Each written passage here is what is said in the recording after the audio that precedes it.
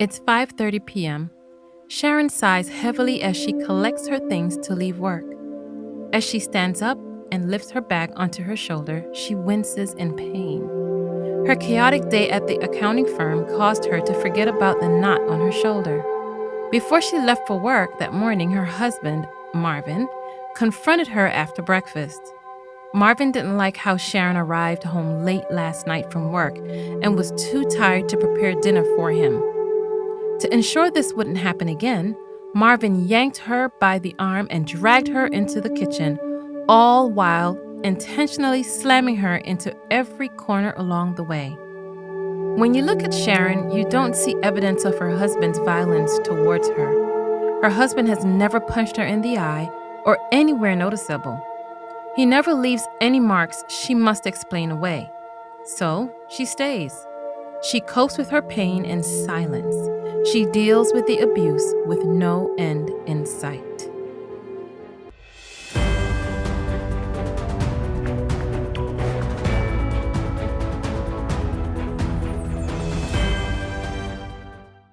If you have not yet guessed it, our focus this week is on violence against women. Through the Women's Ministries Department's EndItNow initiative, the Seventh-day Adventist Church seeks to raise awareness and advocate for the end of violence against women. It aims to mobilize the Seventh-day Adventist Church around the world and invites other communities to join in as we seek to resolve this worldwide issue. And note, I said worldwide issue, as this is not unique to any one place, country, town, situation, institution. In fact, it's everywhere. And Jamaica is certainly not spared. In fact, you will recall several stories about violence against women, and it has just been populating the airwaves. We have been hearing cries for us to come out and end it now. And today, we just want to reaffirm and encourage that move. Our statistics shows that 1 in 4 Jamaican women has been a victim of gender-based violence, while an equal number of women have been sexually abused by men who are not their intimate partners. So you see, there is the continued need to raise awareness as we continue to empower and advocate until we can see a decline in these issues. Today, I would like to applaud the courage of one such woman who has decided to share her story. Let us now take a look at her journey. Test turn testimony is what you've captioned your journey going through abuse. But you know, every story has a beginning, so let's just start at the beginning. When I was sent to live with my dad, at first, that was my first time knowing him. So at first, it was nice. I was like, okay, I finally have a dad, you know. You're thinking of this person as your hero. I mean, every little girl loves their dad, right? However, one day, I guess he saw me as somebody else, and then he started to sexually abuse me. I remember the first night when he made a first attempt. We were living in a hut, and for those who don't know, a hut is a structure on a farm. That's where you put your tools. Let's say the rain is coming down, you go for shelter or something like that. So by then, we were living at the hut, and we were on the bed. He had stuff there, so that's where we're living. And he kept coming over on me, and I kept going forward. I'm at the end of the bed. And I kept coming off until I was fully off the bed, and I stood up. And he got aggressive, and he asked me to come back on the bed. When did you say this is happening, and what was the response that you got? All right, so at first, someone went to my guidance counselor and told him that something like this might have been happening. When she brought me to Sissoko, I told them, no, it wasn't happening, because I wasn't sure what the procedure was like, and I didn't want to have to go back home, because I know if I go back home, I'd definitely not be sitting here today. I'd be 6 feet under a long time ago. However, that went by. When I came home that night, he beat me, because he thought that I told her something. Wow.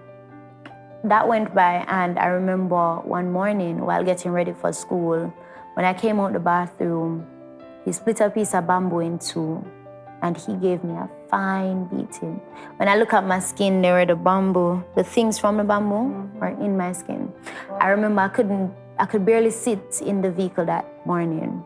When I got to school, devotion was being held, and I said to my guidance counselor, I said to her, I have something to tell you. And I told her that I'd tell her after devotion. Now, she's very caring. We had a relationship where I could talk to her about anything.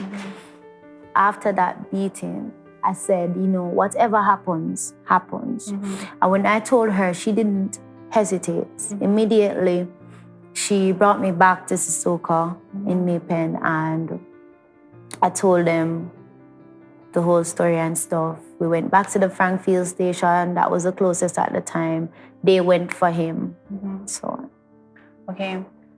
So, not very many persons, well, like I said, live to even tell the tale. And here you are on the other side of all of this, not just having gone through this experience, but you've also written a book. Where did that courage come from, and what was your motivation in writing that book? At first it wasn't a book. It was just me writing. That was my way of letting it all out. I didn't have anyone to speak to. I was afraid of being judged and ridiculed, because as much as these things are happening in our society, it's still very taboo. And this is not something we really want to talk about, so we tend to push it under the carpet. And people don't really want people to know their flaws like that. And so the pen and the paper were my only friend. There were days when I would be just crying. But I could sum up enough courage to write it. And so I would have been writing that over a 6-year period. That was how I was letting it out. And then one day I got up. I thought of it before, but it never happened. But, we're Christians, so we always say nothing happens before its time. Right? And one day I got up and I came across it in my email, because I had sent it to a friend of mine. She's like a sister. And I got up and I saw that she had sent it back to my email. When she sent it, when I saw it, it was exactly 1 year from the date that she had sent it back. Wow.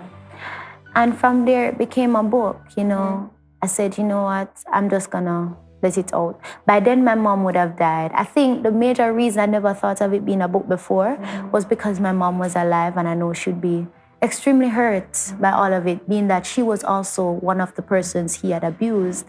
And so I didn't want to cause any more harm to her, because looking at it, she never really dealt with it. Okay. Right. Written the book, the stories out there, were you afraid? Were you scared? Were you thinking twice about doing this? Am I making the right decision?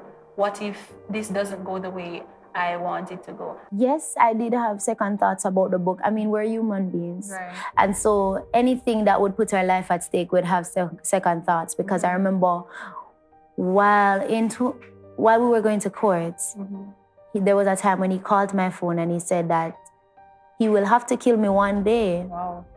That was while we were going to court, which I did report to the court. And when somebody said they have to kill you one day, it means that no matter what it takes, no matter how long it takes, I will kill you. And the truth of the matter is, as much as it's just a phone call and person might be like, oh, maybe, he's long past that. These are the things we take for granted. And then when they really do happen, we pretend as if it wasn't really coming, because we took it for a joke in the beginning. And so, yes, I had second thoughts. But at the end of the day, I realized that it was more than me. There was always something inside of me that would do stuff selflessly, that would be caring towards people. And it was with those things in mind that I realized that I can't really keep this to myself. And as a Christian, I would have had a different viewpoint of it from just any other person, because I'm looking at it from a perspective that, there are many young people who are hurt in the church, which we don't really talk about a lot. A lot of people go through these things, especially in the country areas where I'm from, a lot of people go through it, but we sweep it underneath the carpet because we don't want to think about the disgrace and the shame that it might bring to the family. We don't want anybody to look down on us and stuff like that. And so I wanted a chance to be a voice for those people who could not speak up. I wanted a chance to share my story, to allow somebody else to live. Because as a child of God, I realized that what I go through, looking at different women and men in the Bible, what I go through is not for me, but it is to encourage and to empower somebody else to go through as well.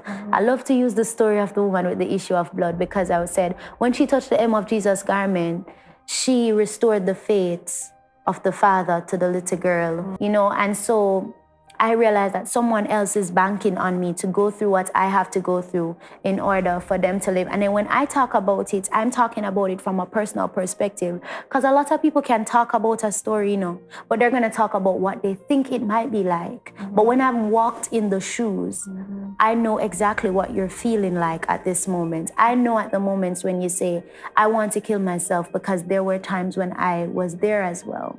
I know what it can do to you and how it can play on your mind and the things that it can cause you to do to yourself. I know it from a personal perspective, and so I wanted to be a shoulder for someone to lean on, a shoulder for someone to cry on, just to empower somebody to understand that, guess what, it's happening right now. These things are common, it's really happening, but you can live.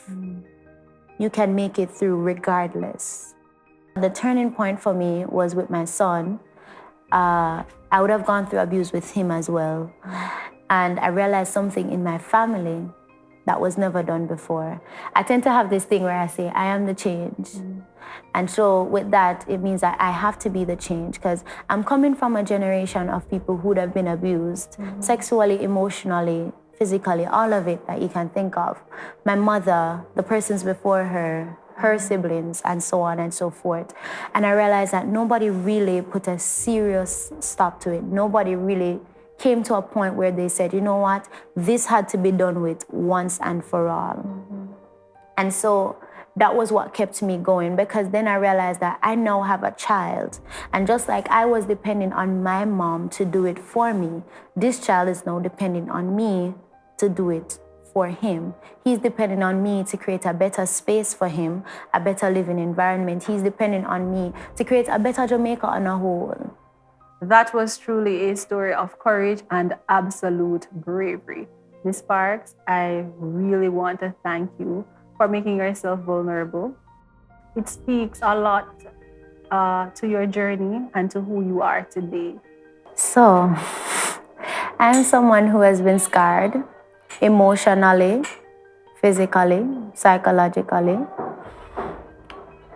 But today, Latesha Parks is someone who wears her scars with pride. I'm an author, a philanthropist. I give myself selflessly to anything God-centered.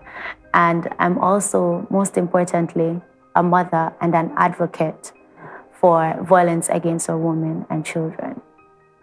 Yeah. And I guess we can both agree that we really want it to end now, right? Yes. Definitely. So there you have it, violence against women. Say it with me. End it now.